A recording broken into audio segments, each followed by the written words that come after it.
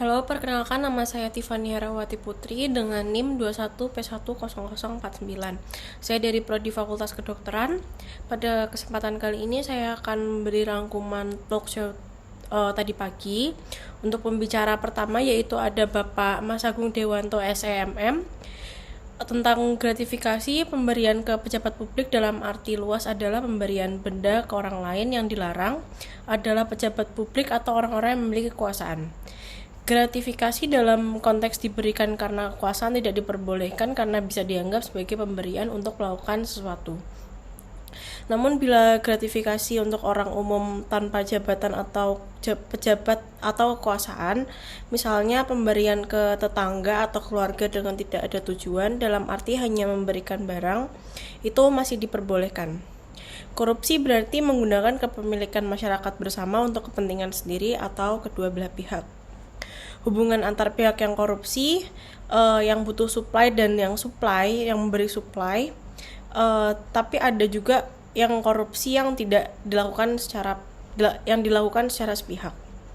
Jenis korupsi itu ada reverse capture corruption, corruption by commission, korupsi karena kelalaian atau omission. Uang pelicin atau uang rokok juga bisa masuk dalam kategori korupsi.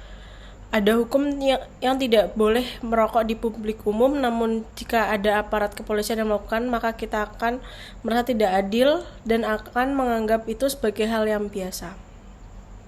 Untuk mencegah korupsi dibutuhkan pemahaman akan korupsi dan harus dimulai dari diri sendiri dengan tidak melakukan dari diri sendiri untuk memutus lingkaran korupsi. Korupsi di sektor privat yang juga penting seperti di sektor publik. Gerakan pendidikan anti korupsi menjadi salah satu cara untuk mencegah korupsi. Penangkapan korupsi sebaiknya tidak dianggap bahwa ada peningkatan, tapi dianggap untuk aparat semakin tegas dan menegakkan hukum untuk korupsi. Cara menanggulangi korupsi itu pencegahan dari pendidikan ke masyarakat, masuk ke partai politik, dari siswa dan mahasiswa dan lainnya. Apapun yang bisa dilakukan untuk mencegah korupsi harus dilakukan. Dan untuk pembicara kedua yaitu ada Dr. Marcella Elwina Simanjutak, SHCNHMM. Begitu banyak rakyat miskin di Indonesia, apakah karena korupsi atau integritas rendah? Banyak sekali kasus korupsi yang ada di Indonesia yang merenggut lebih dari triliunan rupiah uang masyarakat dan negara juga. Itu dilakukan oleh pejabat negara dan swasta. Anti-korupsi education atau integrity education. Perilaku koruptif adalah dishonest atau careless behavior atau tindakan kegiatan yang bertentangan dengan norma sosial dalam keseharian, bergosip, plagiarisme, berbohong, cheating, dan lain-lain. Abuse of public power yang merugikan masyarakat untuk kepentingan pribadi itu adalah korupsi. Motif korupsi itu bisa dari kebutuhan, kesempatan, keserakahan, maupun sistem. Untuk skala korupsi ada petty corruption yaitu skala kecil, grand corruption terjadi pada level pemerintahan yang tinggi, systemic corruption, korupsi jadi aturan main yang sudah endemik.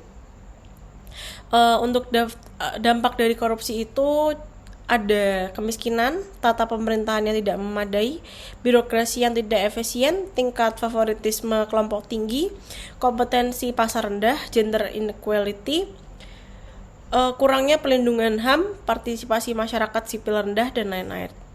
Untuk fight against korupsi ada political reform, economic reform, financial control, public supervision, free access to information, maintaining law and order, improving and strengthening of the judicial system, institutional reform, dan lebih banyak dan lain sebagainya.